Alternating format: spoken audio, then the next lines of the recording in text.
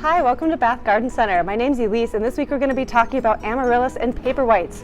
So with winter on the way and everything getting cold, it's especially nice to have something beautiful and large and showy in your house for all your friends to see when they come over for the holidays. So we're going to talk first about Amaryllis, and then we're going to talk about Paperwhites. So first I'm going to show you how to plant up a little Amaryllis here. You can plant them in groups or individually. We're going to plant this one in a pot right here.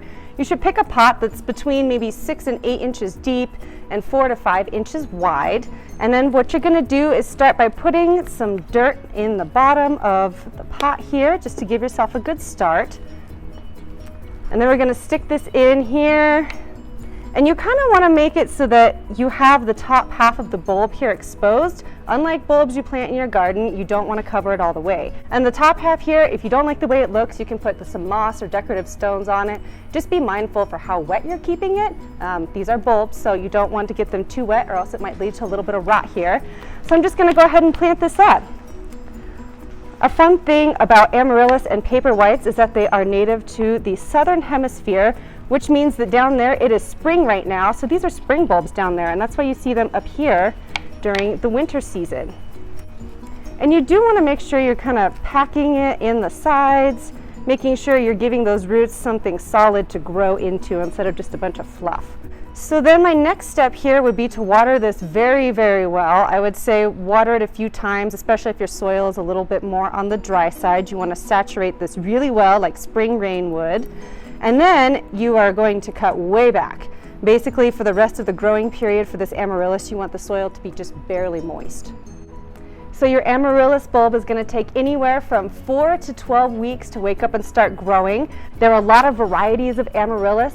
So things like the variety, where it was grown, the light it receives, and the overall warmth of the soil, these are all factors that affect growth. So if you're doing the right thing and you're following instructions, just wait it out. Another thing you should look at is once it starts to wake up, give it just a little bit more water, but you should still be keeping it just barely moist. And remember to rotate your pot around here, that way you can keep everything upright, keep it from reaching too far over to the light and flopping over.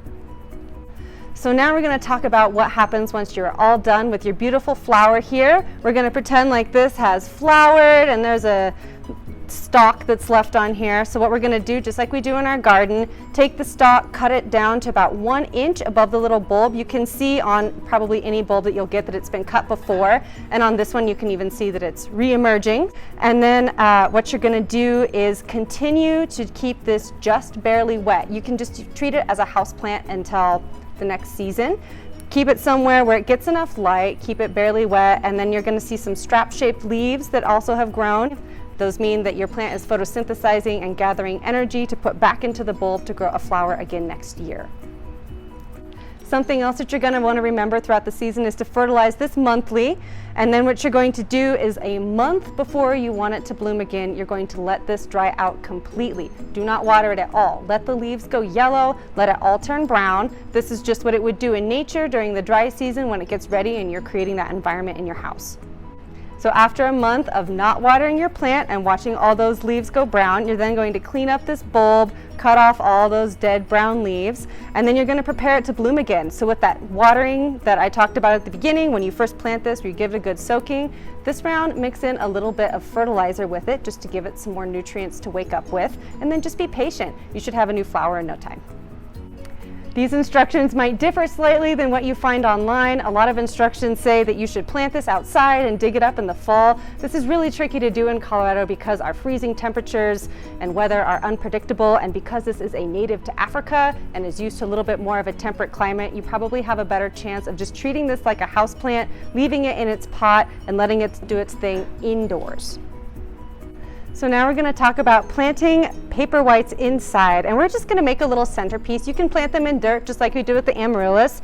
You would also leave the top exposed like you do with an Amaryllis, but we're going to make a centerpiece like you could make for maybe your table, your counter, anywhere nice that you want to look at it in your home. So I started by putting some rocks in the bottom here. What you want is just the roots to be able to grow down into the water here and the bulb to not actually be sitting in the water, because then it will rot. So what I'm going to do is put 3 of these in here, root side down. You can kind of see where the roots are here. So we'll just stick 3 in there. And then so they don't flop once we start getting some leaves, I'm just going to put some rocks around the bulbs here. And again, more rocks on the bottom is probably a little bit better. Stabilizes your plant once it starts to get roots if you don't have a big, nice, tall glass piece like this. Just going to put a couple more in here. Paperwhites do not like to be placed in direct sun. They like an indirect area that maybe stays between 60 and 70 degrees. All right, there we go.